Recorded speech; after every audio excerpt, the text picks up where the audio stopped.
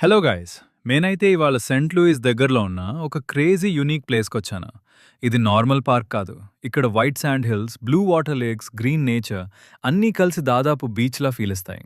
కానీ ట్విస్ట్ ఏంటంటే ఇది బీచ్ కాదు. ఈ ప్లేస్ పేరు క్లాండైక్ పార్క్.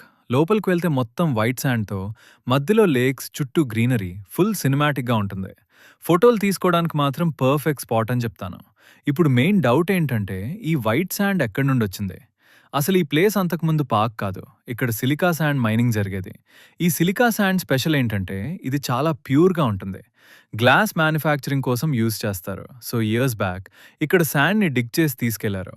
రిమైనింగ్ ల్యాండ్‌లో ఈ వైట్ శాండ్ అలానే ఉండిపోయింది. లేటర్ గవర్నమెంట్ ఈ ప్లేస్‌ని డెవలప్ చేసి పార్క్‌గా మార్చారు. అందుకే ఇప్పుడు మనం చూస్తున్న ఈ వైట్ శాండ్ హిల్స్ అన్నీ న్యాచురల్ కాదు.